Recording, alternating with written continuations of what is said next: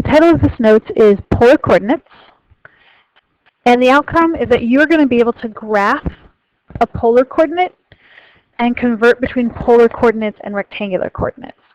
So everything that we've been graphing in our entire mathematical careers up to now has been in what we call rectangular coordinates on the Cartesian plane. That's where you have your x and y axis, and if you draw a grid, it makes a bunch of rectangles.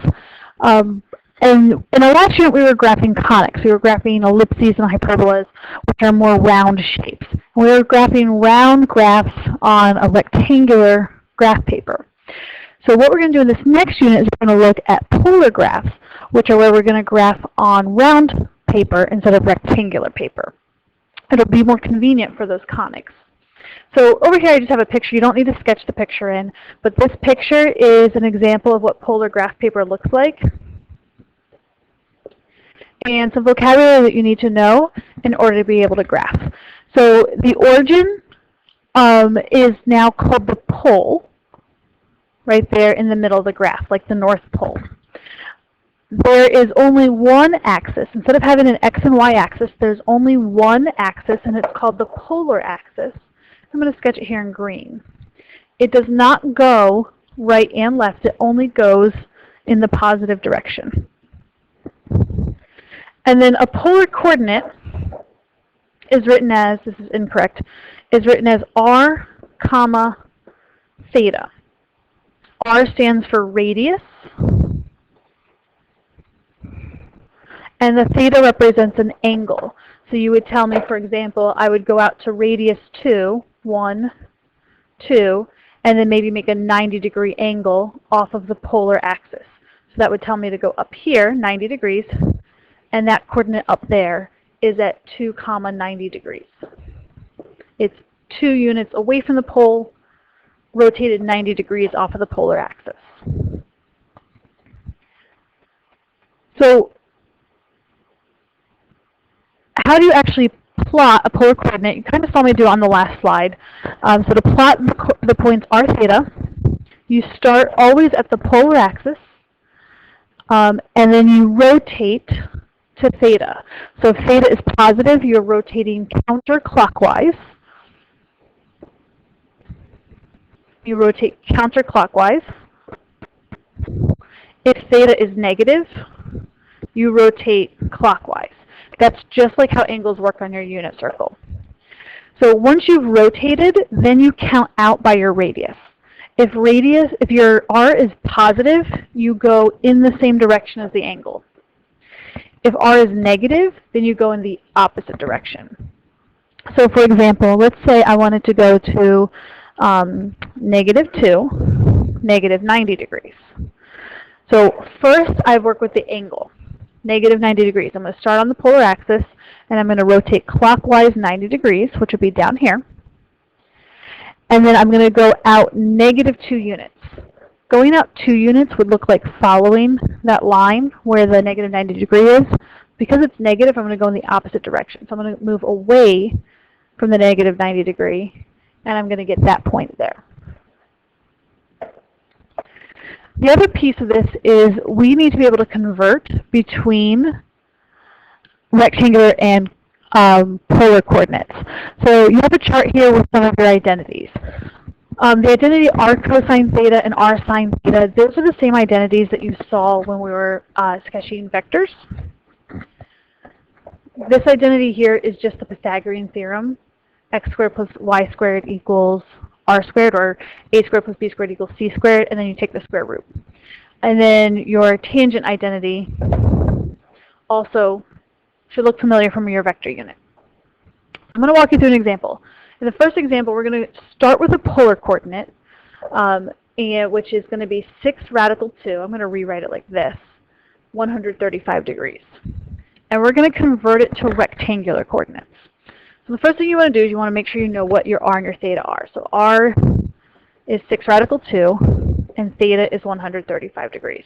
So if I were to graph that on a polar graph, I would go 135 degrees out, and then I would go out 6 radical 2 units. The point right there has an angle of 135 degrees and 6 radical 2 units. So if I want to turn that into x and y, you can see I put x and y axes here to help me with that. I should be able to tell that my x-coordinate will be negative and my y-coordinate will be positive just based on the location. And the x-coordinate is over here, and the y-coordinate is going up. And what I want you to see is that it's making a triangle. I want to be able to figure out the sides of that triangle. And I know the hypotenuse of the triangle. So I'm going to be using trigonometry here. I'm going to use the radius times the cosine of the angle to get me the x-coordinate, and then the radius times the sine of the angle to get me the y-coordinate. So the x-coordinate is 6 radical 2 times the cosine of 135 degrees. Whenever it's possible, you are going to simplify. So if we look on the cosine of 135 degrees, that's a value on the unit circle. It's equivalent to negative radical 2 over 2.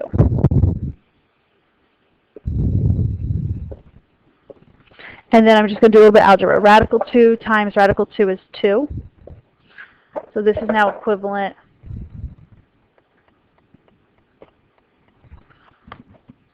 to radical 2 times radical 2 becomes 2. So it's now 6 times it's negative 2 because of that negative sign there, all over 2. 2's cancel out, so it becomes negative 6. That's the x-coordinate. And then for the y-coordinate, I'm going to use r sine theta. Let me just make sure that we're clear about why we're using r sine theta.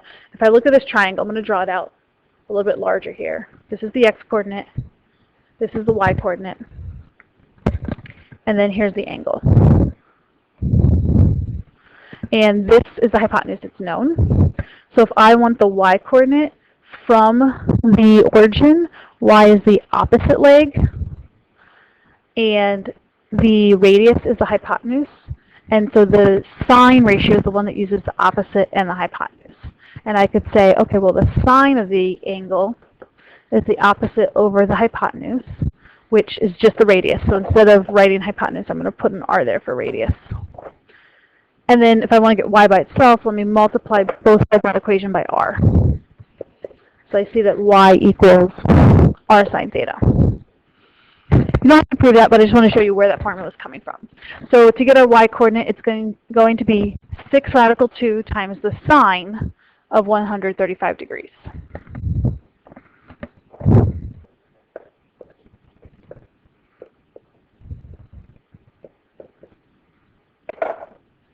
And again, going to the unit circle, the sine of 135 degrees is positive radical 2 over 2. And then just simplifying that, again, radical 2 times radical 2 is positive 2.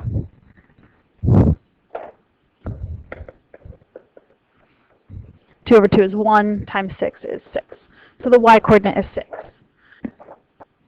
So looking back at the first graph, we see that the x and y coordinates are negative 6, 6.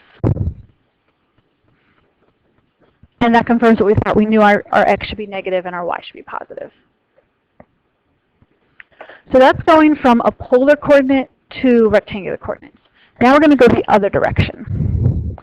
We're going to start with rectangular coordinates and convert them to polar. So the rectangular coordinates I'm going to use as an example are negative 1, radical 3. And we're going to switch that into polar. So basically what's happening is I'm starting on the xy plane. I'm plotting negative 1, radical 3. So I'm going to go left 1, up radical 3.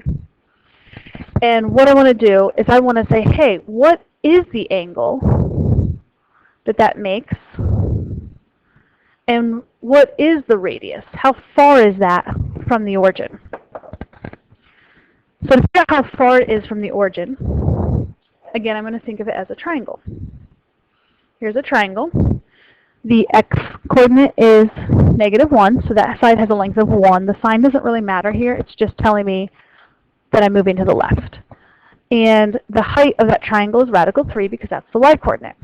So I want to figure out the hypotenuse of the triangle. It's called r for radius. So I know my Pythagorean theorem says that leg squared plus leg squared equals hypotenuse squared.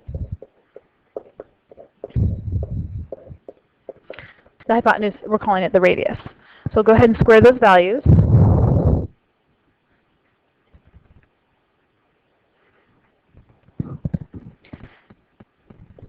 And then to get r by itself, I'm going to have to take the square root on both sides. And you can see if I had done the square root up here, that really all that is the formula here. You square the x-coordinate, you square the y-coordinate, take their sum, and then take the square root of the whole thing. So the radius here ends up being, hold on, that's 1 squared. Negative 1 squared is 1. Radical 3 squared is 3. And then 1 plus 4. And the square root of 4 is 2. So the radius here ends up being 2. Now we need to find the angle. And to find the angle, we're going to use the tangent ratio because we know, here's our angle, and we know the opposite side, the y-coordinate, and the adjacent side, the x-coordinate. So the tangent ratio does opposite over adjacent. So we're going to say, what's the inverse tangent of y over x? And that y-coordinate is actually positive.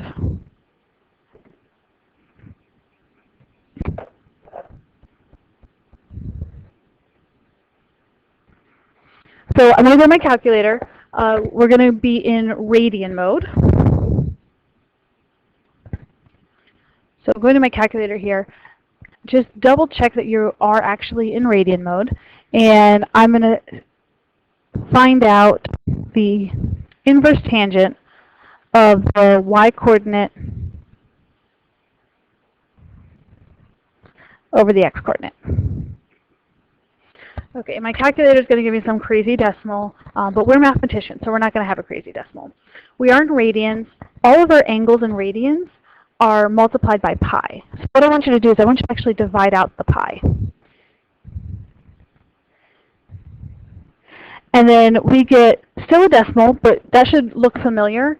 But of course, we love fractions, so let's turn it into a fraction. So we see that it's negative 1/3, and remember we divided out pi, so you can just put it back. It's negative 1/3 pi is the angle.